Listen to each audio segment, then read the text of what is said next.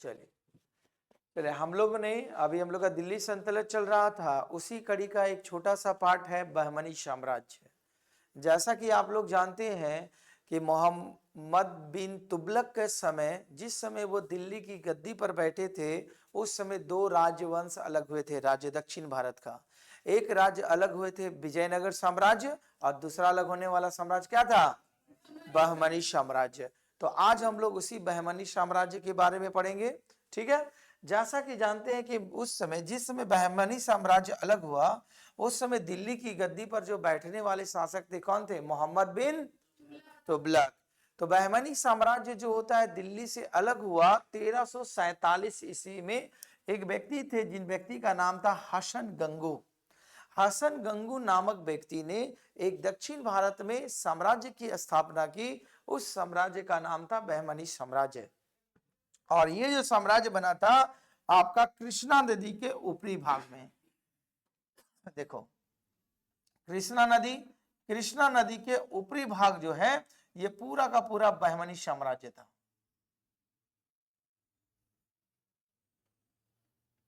ये पूरा भाग बहमनी साम्राज्य था। और कृष्णा नदी का नीचे का जो भाग था, ये पूरा का पूरा विजयनगर साम्राज्य था। विजयनगर। और ये पूरा भाग कहलाता है बहमनी साम्राज्य। और इसी का बीच में जो बोलते थे एक तुंगभद्रा नदी पड़ती थी, और इन दोनों साम्राज्य का लड़ाई जो होता था यहीं पर होता था। इसी दोआस के क्षेत्र के लिए उपजाऊ जमीन हुआ करता था। तो इधर से विजयनगर और इधर से बहमनी साम्राज्य लड़ते थे आपस में उसी भूभाग के लिए। कौन से समय में आए, इसीलिए पहले बोले थे फिगर बना लेना, तब आपको समझ में आएगा। तो कहने का मतलब क्या हुआ, दूसरा नंबर ये बात थी कि ये जो साम्राज्य का विस्तार जो होगा आपका किसके समय में होगा? जिस समय आपका विजयनगर डेवलप हो रहा था, क्योंकि विजयनगर के बाद ही बना था बहमनी साम्राज्य बना था। तो सबसे इंपॉर्टेंट क्वेश्चन बनता है कि बहमनी साम्राज्य का जो अलग हुआ दिल्ली सल्तनत से, उस समय दिल्ली की गद्दी पर कौन शासन कर रहा था? मोहम्मद बिन तुगलक। बहमनी साम्राज्य की स्थापना कब हुई थी? 1347 ईस्वी में। और इस साम्राज्य का संस्थापक माना जाता है, किसको माना जाता है? हसन गंगू को। इसे बहुत सारे और नामों से भी जाना जाता है, लिखा गया है। इसका अगला नाम कहा जाता है अलाउद्दीन हसन। ठीक है, ठीक है। दूसरा इसे कहा जाता है बहमन शाह। तो इसीलिए इस साम्राज्य का नाम पड़ा बहमनी साम्राज्य। ठीक है, तो अगर बहमनी साम्राज्य का संस्थापक में से अगर हसन गंगू नहीं मिलेगा तो आपको वहां जरूर दिखेगा अलाउद्दीन हसन। अलाउद्दीन हसन नहीं मिला तो कौन मिलेगा? बहमन शाह। तो इसीलिए सबसे पहले स्थापना किए थे बहमनी साम्राज्य का ये, तो गद्दी पर ही यही बैठेंगे। तो इन्होंने जब हुआ बहमनी साम्राज्य की स्थापना की, तो इन्होंने अपनी राजधानी डिसाइड किया गुलबर्गा। देखो यहीं पर पड़ता है, ये भाग पड़ता है गुलबर्गा का। ठीक है, गुलबर्ग या गुलबर्गा लिखा रहेगा, को अपनी राजधानी बनाई। और इन्होंने अपनी राज्य भाषा जो डिसाइड की, देखो मराठी। कौन सी भाषा डिसाइड की? जबकि विजयनगर में राजभाषा क्या थी? तेलुगु। समझ में आ रही कॉन्सेप्ट? ध्यान रखिएगा। बहमनी साम्राज्य की जो राजभाषा डिसाइड की थी क्या था? मराठी। और विजयनगर साम्राज्य का तेलुगु। ठीक है, फिर बहमनी साम्राज्य ने की जो अपनी राजधानी कहां बनाई थी? गुलबर्गा। कहां पर बनाई थी? गुलबर्गा। बहमनी साम्राज्य के संस्थापक हसन गंगू। हसन गंगू का दूसरा नाम अलाउद्दीन शाह। अलाउद्दीन शाह के बाद दूसरा नाम बहमन शाह। बहमनी साम्राज्य की स्थापना कब हुई थी? 1347 ईस्वी में। ये जो क्षेत्र पड़ता है कौन सा भाग में पड़ता है? दक्षिण भारत।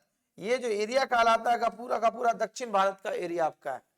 ठीक है, तो जब हसन गंगू आपने बहमनी साम्राज्य की स्थापना की, तो साम्राज्य का अच्छी रूप से सुचारू करने के लिए इस साम्राज्य को कई प्रांतों में बांट दिया और निगरानी सूबेदारों को सौंप दिया। तो देखो, इन्होंने अपने साम्राज्य को 4 प्रांतों में बांटा। पहला जो प्रांत बांटा था उसका नाम था गुलबर्गा, दूसरा जगह का नाम था दौलताबाद, तीसरा भाग का नाम था बरार, और चौथा जो था बीदर।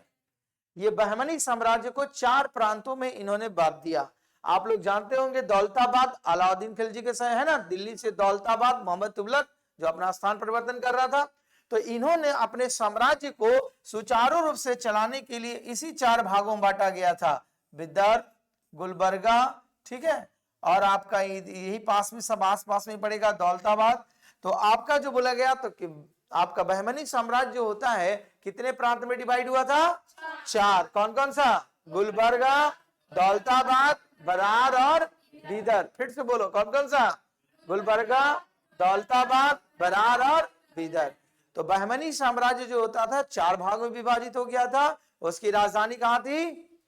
गुलबर्गा। याद रखिए, इसका संस्थापक हसन गंगू। क्या थे? हसन गंगू। इसके बाद जब इसके शासन करने के बाद इसका 1347 ईस्वी में इन्होंने गद्दी पर बैठे और इनकी देहांत हो गया 11 फरवरी 1358 ईस्वी को। तो हसन गंगू का जो इंतकाल हो गया, देहांत हुआ कब हुआ? 1358 ईस्वी में। और इसके बाद इस गद्दी पर अगला इसका बेटा बैठेगा, ठीक है। तो अलाउद्दीन हसन के पश्चात उसका पुत्र जिसका नाम रहेगा मोहम्मद शाह प्रथम सुल्तान बनेगा, ठीक है। और इस काल में सबसे पहले बारूद का प्रयोग जो करने वाले थे इसी ने किया था। बारूद का प्रयोग दक्षिण भारत में सबसे पहले करने वाले कौन थे? यही थे। किसका नाम था? मोहम्मद शाह प्रथम। बारूद का दक्षिण भारत में, लेकिन उत्तर मध्य भारत में हुआ था जब बाबर आया था, ठीक है। बाबर भी बारूद का आक्रमण किया था। गोला बारूद समझते हैं ना, जो बम्बार तोप का गोला जो चलाया जाता था, वो सबसे पहले भारत में प्रयोग हुआ। तो अगर आपसे एग्जाम में पूछा जाए कि सबसे पहले बारूद का प्रयोग किसके काल में हुआ दक्षिण भारत में, तो याद रखिएगा महमूद शाह प्रथम। और किसके खिलाफ हुआ था? बुक्का प्रथम के समय। और बुक्का कहाँ का शासक था? विजयनगर। और आपको शुरू बोले थे बहमनी साम्राज्य और विजयनगर में झगड़ा होता था। कोई रायचूर वाला जो दोआब का एरिया था उसी दो भूभाग के लिए दोनों झगड़ता था। तो इसीलिए जो था मोहम्मद शाह इधर जब बहमनी साम्राज्य गद्दी पर बैठा, उधर बुक्का का शासन था, तो ये लोग हमेशा लड़ाई करता था उस क्षेत्र के लिए। तो इन्होंने सबसे पहले गोले बारूद का प्रयोग किया था। कौन किए थे? मोहम्मद शाह प्रथम। किसके खिलाफ? बुक्का प्रथम, ठीक है। देखो इसके बाद आपका देखो ये क्रम आगे पीछे हो सकता है, क्योंकि देखो ये जो बहमनी साम्राज्य में ऐसा माना जाता है लगभग इसका शासन काल 175 साल तक इन्होंने शासन किया साम्राज्य, ठीक है। और जिसके अंतर्गत लगभग 15 से 20 शासक रहे। तो उसमें जो महत्वपूर्ण शासक थे तो उसके बारे में जानना है, जैसे काल क्रम आगे पीछे हो सकता है, लेकिन उसी बहमनी साम्राज्य में जो कुछ शासक है उसके बारे में जान लीजिए। जैसा कि आपका महमूद शाह प्रथम से हम लोगों ने बताया, क्योंकि इसका संस्थापक आपको बताएं क्या? हसन गंगू था, ठीक है। तो इसीलिए उसके बाद जो गद्दी पर बैठा महमूद शाह प्रथम बैठेगा, तो कब बनेगा? 1358 से लेकर के 1375 तक बैठेंगे। फिर इसके बाद अगला शासक जो बनेगा अलाउद्दीन मुजाहिद शाह बनेंगे, जो 1375 से लेकर 1378। इन लोग का शासन काल ज्यादा समय तक नहीं चलेगा राजाओं लोग का। फिर उसके बाद दाऊद प्रथम बनेंगे, जो 1378, 6 से 8 महीना तक ही रहेगा इसका शासनकाल।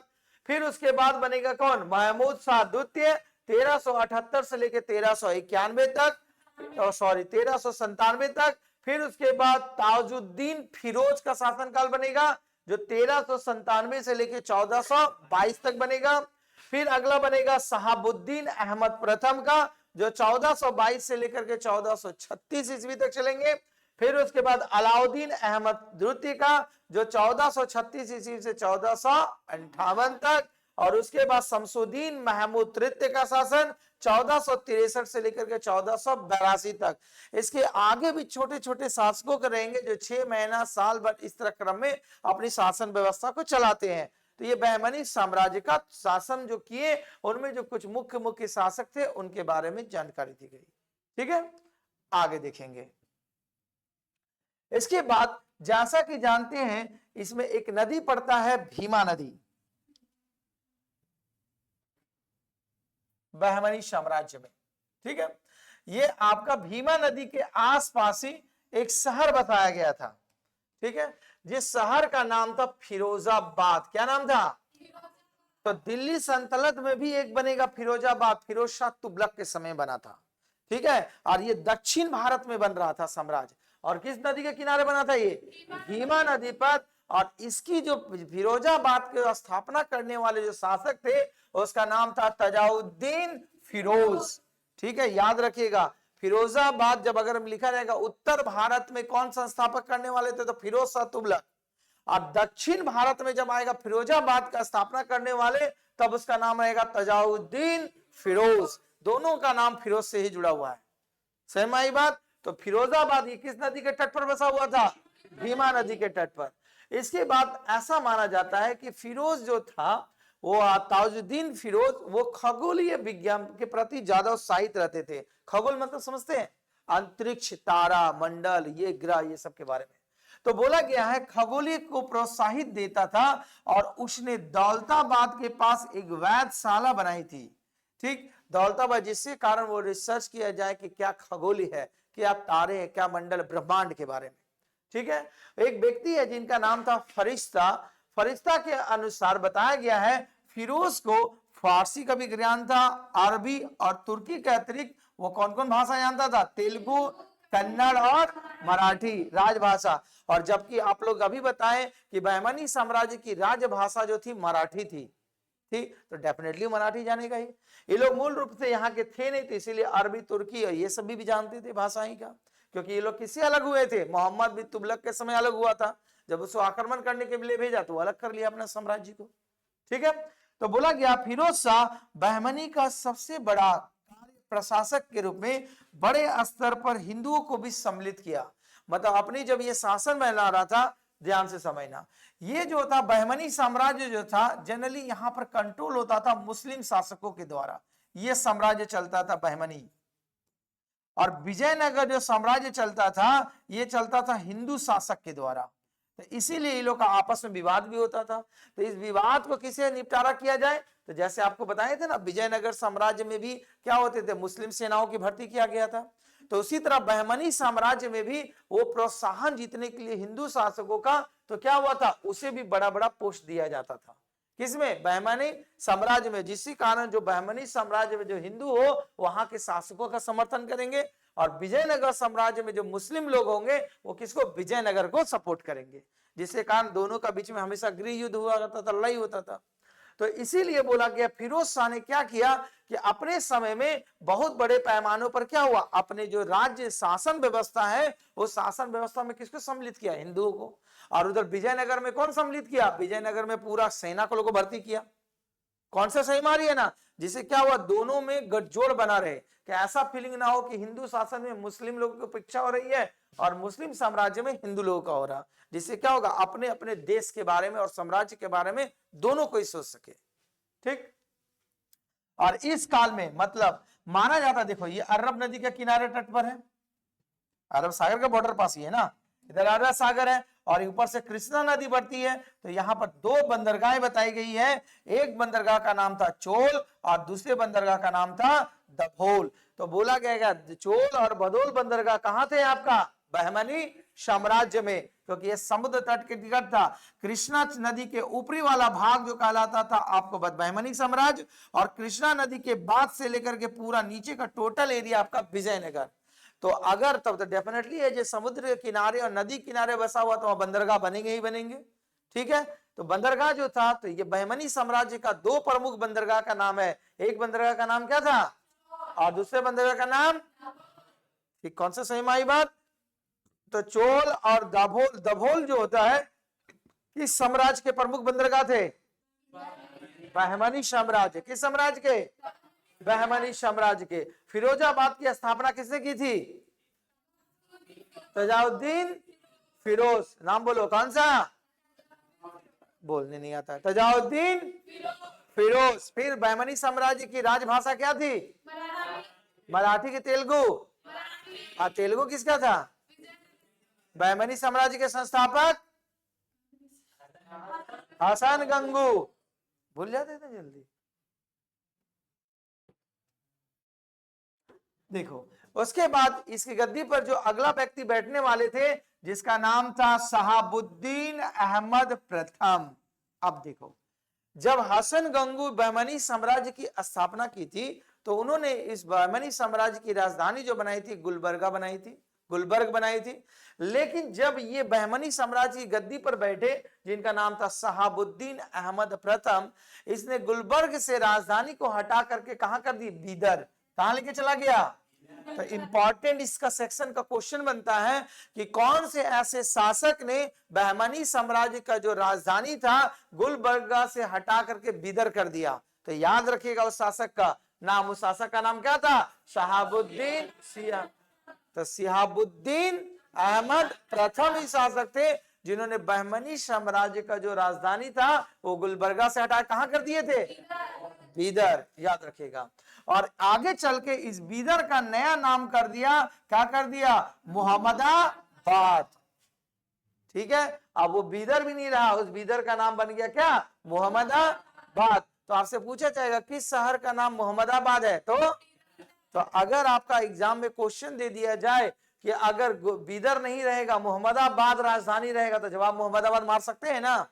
कहीं कंफ्यूजन नहीं बोलेंगे बीदर पड़े, क्योंकि बीदर का नाम ही आगे चल के चेंज कर दिया गया मोहम्मदाबाद। और ये किसके शासनकाल में हुआ था? शिहाबुद्दीन आलम अहमद शिहाबुद्दीन अहमद प्रथम के समय में ही जो बहमनी साम्राज्य की राजधानी थी गुलबर्गा से बदल करके बीदर कर दी, और बीदर का नामकरण आगे चल के कर दिया गया क्या? मोहम्मदाबाद। ठीक है, इसके बाद आगे चल के अगला जो शासक बना वो बना मोहम्मद तृतीय ने अपने शासन काल में ख्वाजा जहां की उपाधि से महमूद गवा को प्रधानमंत्री नियुक्त किया। महमूद गवा भी एक फॉरेनर था, रहने वाला भारत का नहीं था वो। ठीक है, वो कहां का निवासी था? ईरान का। लेकिन उसकी योग्यता को देखा और उसको अपना योग्यता मतलब प्रधानमंत्री नियुक्त किया। कौन नियुक्त किया? महमूद तृतीय। किसने नियुक्त किया था? तृतीय। और महमूद तृतीय कहां का शासन कर रहा था? बहमनी साम्राज्य का ही लोग हैं। तो बहमनी साम्राज्य का शासन किया और महमूद गवा को एक उपाधि दिया। उस उपाधि का नाम क्या था? ख्वाजा जहां। तो ख्वाजा जहां दिया उसकी टैलेंट को देख करके, क्योंकि जैसे कि आपको विजयनगर साम्राज्य में हम लोग देखे कि बहुत सारे विदेशी यात्री आए थे उसके शासनकाल में, उसी प्रकार बहमनी साम्राज्य में भी बहुत सारे यात्री भारत आए थे। तो कुछ यात्री यहाँ से प्रभावित हो गए और राजाओं के अधीन काम करने लगे। तो उसी राजाओं के अधीन काम करने वाले एक व्यक्ति का नाम था महमूद गवा, और जो मुख्य रूप से रहने वाला कहां का था? ईरान का था। और उसे ही एक उपाधि मिली थी, वो उपाधि का नाम क्या था? ख्वाजा जहां। और ख्वाजा जहां की उपाधि देने वाले व्यक्ति का नाम क्या था? महमूद तृतीय। ठीक है, उसके बाद महमूद गवा ने देखो बीदर में एक महाविद्यालय मतलब उसमें कहा जाता था मदरसा की स्थापना की, और बीदर का नया नाम क्या था? बाद में बदल के किया गया था मोहम्मदाबाद। तो एक विश्वविद्यालय किया गया था, तो वहां पर उसको जिसको कहा जाता मदरसा। मदरसा में क्या होता है? जहां पर धार्मिक शिक्षाएं दी जाती है। ठीक है, तो वो स्थापना किया था। कौन स्थापन किया था? महमूद गवा किया था। ठीक है, और ऐसा माना जाता है कि एक ऐसा त्रिमंजिला भवन था जहां पर लगभग 1000 अध्यापक और विद्यार्थी लोग पढ़ा करते थे। मतलब वहां धर्म का प्रचार के लिए भी आपका क्या होता? शिक्षा दिया जाता था। और वो किसके शासनकाल में दिया जा रहा था? महमूद गवा के समय में। कौन? महमूद तृतीय के समय में दिया जा रहा था, जहां पर आपका फ्री ऑफ कॉस्ट सारी शिक्षाएं थी, जहां भोजन कपड़ा राज्य की तरफ से मुफ्त दिया जाता था। और इसकी जो जानकारी मिलती है रियाजुल इंसा नाम से महमूद गवा के पत्रों का संग्रह किया गया। मतलब जब ये जो पत्र था महमूद गवा का, जो पत्र का कलेक्शन किया, इससे पता चलता है कि महमूद गवा ने क्या हुआ था? एक मदरसे का निर्माण करवाया था जहां पर हर तरह की मुक्त शिक्षा दी जाती है।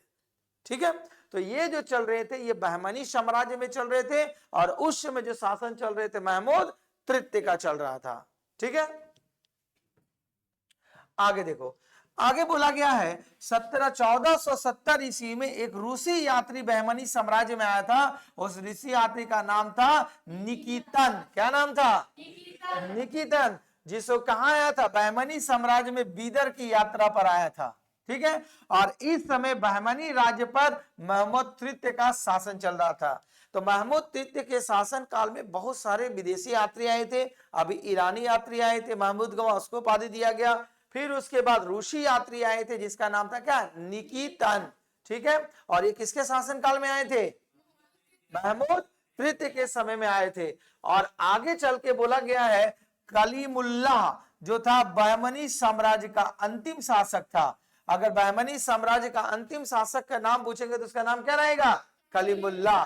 और बहमनी साम्राज्य का संस्थापक बोलेंगे तो हसन गंगू। ये बहमनी साम्राज्य की स्थापना कब हुई थी? 1347 ईस्वी में हुआ था। तो जिस प्रकार किसी साम्राज्य का उदय होता है उसी प्रकार अस्त होता है।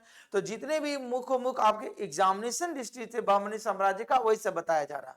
तो अगर बहमनी साम्राज्य का अंतिम शासक का नाम बोलेंगे तो क्या बोलेंगे? कलीमुल्ला, ठीक है। और इसकी मृत्यु के बाद आगे चल के बहमनी साम्राज्य जो होता है धीरे धीरे 5 भाग में टूट जाता है।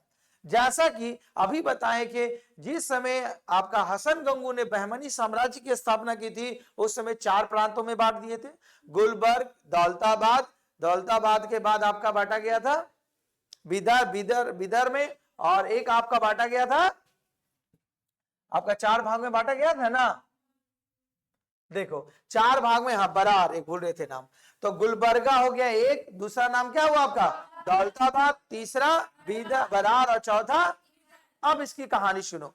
ये जो जैसे इसके सही में 4 राज्य तो बढ़ गए थे, तो धीरे धीरे ये क्या हो रहे थे? आपस में लड़ाई कर रहे थे। आपस मतलब क्या? जब यहाँ का तो अलग सूबेदार बन गया था, तो ये लोग क्या होता था, जीत करके एक दूसरे से अपने हावी होते थे। कि बिदर दूसरे से लड़ता था, गुलबर्गा दौलताबाद से, दौलताबाद बिदर से दिनों, मतलब ये लोग आपस में गृह युद्ध लड़ते थे जिससे अपने साम्राज्य का विस्तार हो। लेकिन जब विजयनगर से लड़ाई होती थी तब इस समय लोग एक हो जाते थे, ठीक है। तो यही हुआ जब समय अंतिम समय के समय में जब कोई योग्य शासक नहीं मिला तो आपका जो ये पूरा का पूरा साम्राज्य जो था आगे चलकर कितने भाग में टूट गया? 5 भाग में। और जिसका जो वर्चस्व रहा वही उसके ऊपर अधीन हुआ। जैसे यही आपको लास्ट में बताया गया। देखो पहला जो था बरार का जो जिम्मेवारी सौंपा गया था, वह संस्थापक जो सौंपा गया था वो थे फतेहुल्लाह इमाद शाह। क्या नाम था उसका? इमाद शाह, जो 1484 ईस्वी में इस बरार की स्थापना की थी। और ये किस राजवंश से बिलोंग करते थे? इमाम शाही। किस वंश से? इमाम शाही वंश से। और जिसने अपनी राजधानी बनाई थी एलिचपुर या ग्वालियर, जो आगे चल के ये किस साम्राज्य में विलय हो गया? अहमदनगर में विलय हो गया। तो धीरे धीरे आपस में लड़ाई हुआ। तो ये जो था बरार से साम्राज्य था आगे चल में किसमें विलय हो जाता है? 1574 ईस्वी में अहमदनगर में चला जाता है। फिर उसके बाद आपका जो बीजापुर रहता है, इसकी जो संस्थापक थे यूसुफ आदिल खां, ठीक। और इसकी स्थापना जो कहते हैं ये सब बहमनी साम्राज्य में स्थापना हुए थे। और इसकी स्थापना जो हुआ था कब हुआ था? 1489 में। और इसका जो संस्थापक माना जाता है आदिल शाही को, ठीक। और इसने अपनी राजधानी जो बनाई थी, कहां बनाई थी? नरेशपुर में। और हाँ, और ये आगे चल के ये मुगलों के जो शासक होता औरंगजेब, इसको जीत करके अपने साम्राज्य में मिला लेता है। कौन? दक्षिण भारत पर जब विजय पर निकलता है औरंगजेब। और वो कब इसको मिला लेता है? 1686 ईस्वी में। तो देखो जहां पर प्रतापी शासक हुआ धीरे धीरे अपने राज्य में ये सब मतलब किस प्रकार बहमनी साम्राज्य का अस्तित्व समाप्त होते चला गया, ठीक है। उसी प्रकार आगे चल के जो अहमदनगर होता है जिसका संस्थापक थे मलिक अहमद। कौन थे? और जिसने इसकी स्थापना की थी 1490 ईस्वी में। और ये किस राजवंश से बिलोंग करते थे? निजाम शाही वंश से। और इन्होंने अपनी राजधानी बनाई थी जुनान या अहमदनगर, जो आगे चल के शाहजहां, मुगल सल्तनत का शाहजहां के शासनकाल में 1633 ईस्वी में विलय हो जाता है, ठीक है। क्योंकि देखो आपको बताए थे कि बाबरनामा में लिखा गया है, बहमनी साम्राज्य के विजयनगर के बारे में बताया गया था कि बाबर के समय में सबसे प्रतापी शासक कृष्णदेव राय थे। तो उसी समय जो होता था तो जब मुगलिया सल्तनत चल रही थी तो वो भी तो अभियान पर जा रहे थे। तो धीरे धीरे शासन व्यवस्था के दौरान विजय बहमनी साम्राज्य का अंत होते चला गया क्योंकि योग्य शासक नहीं मिला। फिर अगला जो बोला जाता है गोलकुंडा। क्या बोला जाता है? गोलकुंडा, जिसका संस्थापक माना जाता है कुली कुतुब शाह को। किसको माना जाता है? और इसकी जो संस्थापना हुई थी कब हुई थी? 1512 ईस्वी में। और इसका संस्थापक था कुतुब शाही। कौन थे? और इसने अपनी राजधानी गोलकुंडा को ही बनाया था। जो ये गोलकुंडा बहमनी साम्राज्य के अंतर्गत था, वो आगे चल के औरंगजेब ने इसे अपने साम्राज्य में मिला लिया। कब? 1657 ईस्वी में। मतलब ये भी मुगल सल्तनत का पार्ट बनते चला गया। क्योंकि आप जान रहे हैं कि ये जो बहमनी साम्राज्य दिल्ली सल्तनत से अलग हुए थे, दिल्ली से ही नहीं अलग हुआ था बहमनी और विजयनगर। तो दिल्ली की गद्दी पर जब इब्राहिम लोदी को हलाकर बाबर जब गद्दी पर बैठता है तो जितने भी छोटे छोटे राज थे धीरे धीरे वो एकत्रित करने लग जाता है। तो बाबर तो नहीं कर पाता था, लेकिन आगे चल के उनके जो वंशज रहते हैं वो लोग उनको क्या होते हैं, धीरे धीरे अपने साम्राज्य में मिलाने लग जाते हैं। और अंत में जो पड़ता है बिदिर, जो आपका वहां का जो संस्थापक था अमीर अली वरीद, ठीक है, वो जो स्थापना कब किए थे, 1500, देखो पानीपत का प्रथम लड़ाई कब हुआ था, ठीक उसी समय ये बिदिर को अलग कर लिया था विजयनगर से। और इसका ये किस राजवंश से थे, बिदिर शाही, जिसने अपनी राजधानी कहां बनाई थी, बिदिर। और 1618 ईस्वी में किसमें मिल गया जाकर के, बीजापुर में। तो इस प्रकार बहमनी साम्राज्य आगे चल के छोटे छोटे जो राज्य थे वो अलग अलग राज्यों में विलय होते गए और बहमनी साम्राज्य का क्या हो गया, अंत हो गया। ठीक, तो यहां तक हम लोग का पूरा मुगलिया सल्तनत, जो आपने जितने भी 5 राजवंश पढ़े थे मुगल सल्तनत में, पहला क्या था आपका गुलाम वंश, गुलाम वंश के बाद खिलजी वंश, खिलजी के बाद तुगलक वंश, तुगलक वंश का सैयद वंश, और सैयद वंश का लोधी वंश। और लोधी वंश से जो इब्राहिम लोधी के साथ लड़ाई होता है किसका, बाबर का। तो आपका बीच की ये घटना थी मोहम्मद बिन तुगलक के समय में, जो दक्षिण भारत के 2 राज्य अलग हुए थे, एक विजयनगर और एक बहमनी साम्राज्य, जो आगे चल के फिर से मुगलिया सल्तनत के अधीन चल जाते हैं। अब तो क्या होते हैं वहां शासन व्यवस्था कौन चलाएगा इसको, मुगल सल्तनत के राजवंश। तो इस प्रकार हम लोग का दिल्ली सल्तनत पूरा कंप्लीट होता है। और इसके बाद से जो हमारी कक्षा चलेगी क्या चलेगी, मुगलिया सल्तनत के बारे में। धन्यवाद।